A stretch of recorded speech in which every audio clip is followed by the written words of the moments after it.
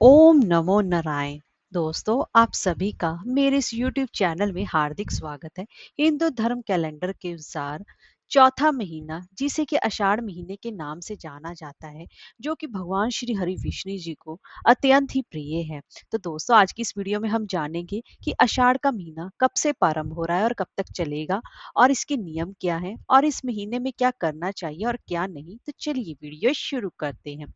दोस्तों, जो आषाढ़ का महीने की पूर्णिमा है, अगर चंद्रमा जिस नक्षत्र में होता है, उसी के हिसाब से उस महीने का नाम रखा जाता है। तो इस मास का जो आषाढ़ महीने का नाम है, वो पूर्वाषाढ़ और उत्तराषाढ़ नक्षत्र के ऊपर रखा गया है। इसीलिए इसे आषाढ़ के महीने से नाम से जाना जाता है। आषाढ़ महीने में बेहद ही खास माना जाता है, क्योंकि इसी मास में भगवान श्री हरि विष्णु जी 4 महीनों के लिए योग निद्रा में चले जाते हैं और चतुर्मास प्रारंभ हो जाता है। और आषाढ़ मास में ही भगवान श्री हरि जी की जगह पर भगवान भोलेनाथ इस सृष्टि का संचालन करते हैं, जिसकी वजह से इसका महत्व बढ़ जाता है। तो दोस्तों, पहले हम जान लेते हैं कि आषाढ़ का महीना कब से प्रारंभ हो रहा है और कब तक ये आषाढ़ का महीना मनाया जाएगा। तो सबसे पहले हम जान लेते हैं कि आषाढ़ का महीना कब से प्रारंभ हो रहा है। आषाढ़ का महीना जो होता है, वह ज्येष्ठ मास की पूर्णिमा के अगले दिन से ही प्रारंभ हो जाता है। तो इस बार आषाढ़ महीने की जो प्रतिपदा तिथि है, वो 22 जून की सुबह 6:37 पर ही प्रारंभ हो जाएगी। तो जिसकी वजह से उदय तिथि के हिसाब से आषाढ़ का महीना 23 जून से लेकर 21 जुलाई तक रहेगा। तो अब हम जान लेते हैं कि आषाढ़ मास में किस भगवान की हमें पूजा करनी चाहिए और क्या इसके नियम हैं और क्या करना चाहिए और क्या नहीं करना चाहिए। आषाढ़ मास के जो स्वामी हैं, वो भगवान श्री हरि विष्णु जी हैं। इस महीने में उनकी विशेष रूप से पूजा उपासना की जाती है, और इसी मास में जगन्नाथ प्रभु जी की रथ यात्रा भी निकलती है, जिसकी वजह से इसका महत्व और भी बढ़ जाता है। और इसी महीने की देवशयनी एकादशी से भगवान श्री हरि विष्णु जी 4 महीनों के लिए विश्राम करने पाताल लोक चले जाते हैं। इसके बाद सृष्टि का संचालन खुद महादेव करते हैं।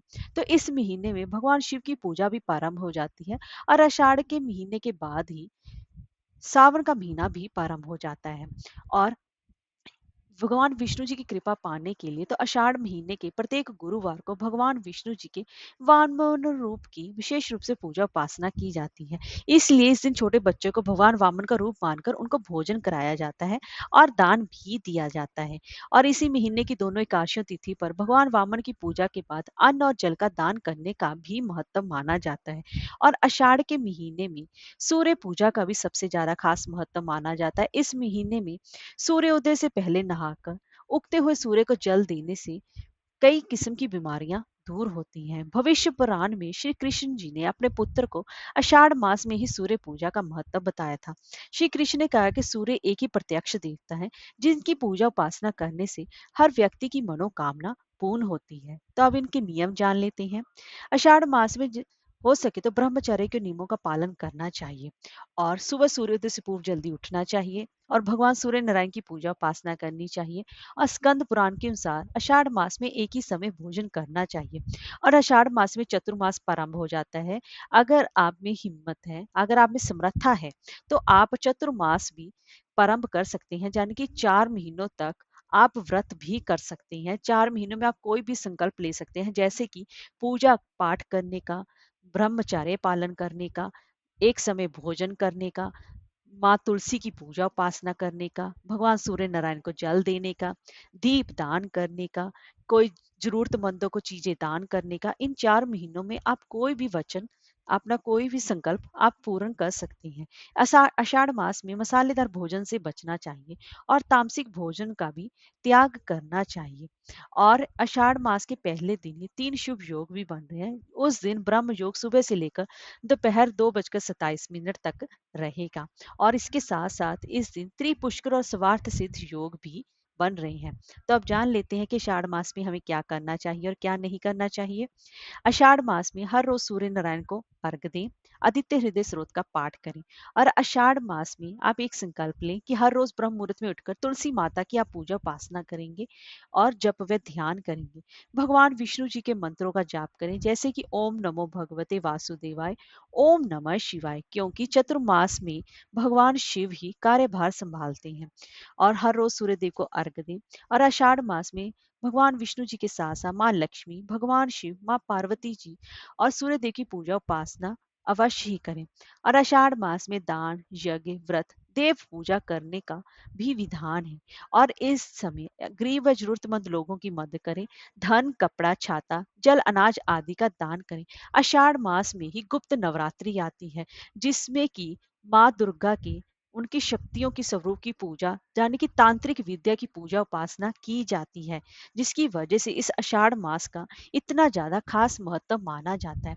और आषाढ़ मास में तीर्थ यात्रा करने का भी विशेष महत्व माना जाता है, क्योंकि आषाढ़ मास में जगन्नाथपुरी जी की रथ यात्रा प्रारंभ होती है, जिसकी वजह से उस भीड़ में लाखों करोड़ों लोग शामिल होते हैं और भगवान जगन्नाथ जी की पूजा उपासना करते हैं। इसीलिए आषाढ़ मास को इतना ज्यादा महत्व दिया गया है।